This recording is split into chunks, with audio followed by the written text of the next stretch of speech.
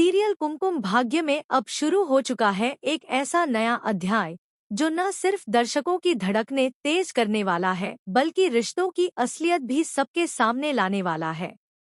जी हाँ दोस्तों, जन्माष्टमी के त्योहार पर होने वाला यह ट्विस्ट पूरे परिवार की तस्वीर ही बदल देगा। कहानी की शुरुआत होती है प्रार्थना से, जो हर हाल में इस घर में रहने की जिद कर चुकी है।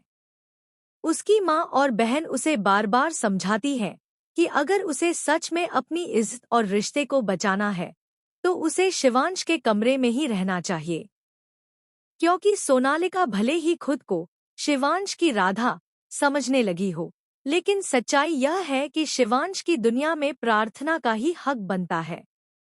इसी सोच के साथ प्रार्थना एक हिम्मत भरा कदम उठाती है। रात के सन्नाटे में वह शिवांश के कमरे के दरवाजे पर दस्तक देती है। दरवाजा बंद देखकर वह कहती है, अगर 3 तक गिनने से पहले तुमने दरवाजा नहीं खोला तो मैं सारी दुनिया को बता दूंगी कि तुम मुझसे बात करने से क्यों डरते हो।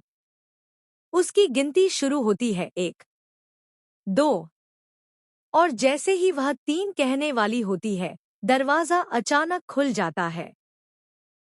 सामने खड़ा होता है शिवांश, जिसकी आंखों में झिझक और गुस्सा दोनों झलक रहे होते हैं। प्रार्थना बिना कुछ कहे कमरे में दाखिल हो जाती है। पहली बार दोनों एक ही कमरे में साथ रहने वाले होते हैं। वहीं बाहर खड़ी सोनालिका यह सब सुनकर तिलमिला उठती है। उसकी आंखों में जलन और चेहरे पर गुस्से की लकीरें साफ दिख रही होती हैं। उसे लगता है कि प्रार्थना धीरे धीरे उसकी जगह ले रही है। लेकिन असली झटका उसे तब लगता है जब शिवांश साफ साफ कह देता है, सोनालिका, अभी हमारी शादी नहीं हुई है। मैं तुम्हारे साथ एक कमरे में नहीं रह सकता।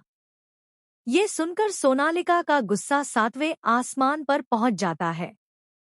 उसे लगता है कि सारी मेहनत, सारी चालें, सब बेकार हो रही हैं, क्योंकि शिवांश की नजरों में जगह बना रही है तो सिर्फ प्रार्थना।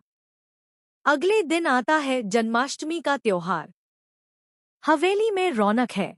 चारों तरफ फूलों की खुशबू और कृष्णलीला की तैयारियां चल रही हैं।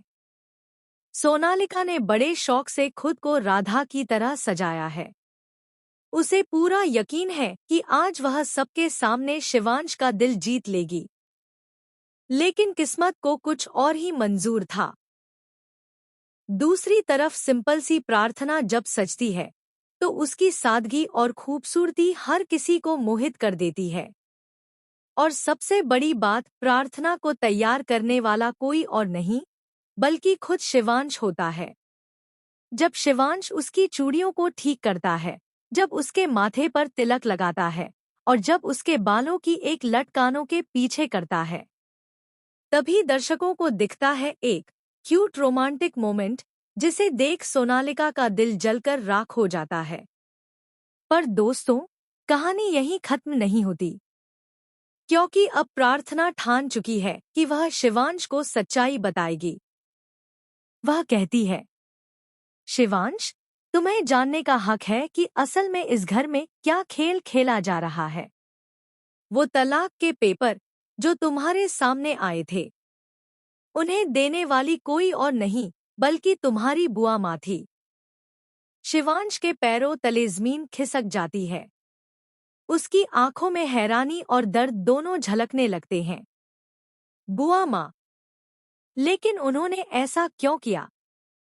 प्रार्थना गहरी सांस लेकर आगे कहती है, आज से सालों पहले तुम्हारी माँ और पापा को अलग कराने वाली भी वही थी।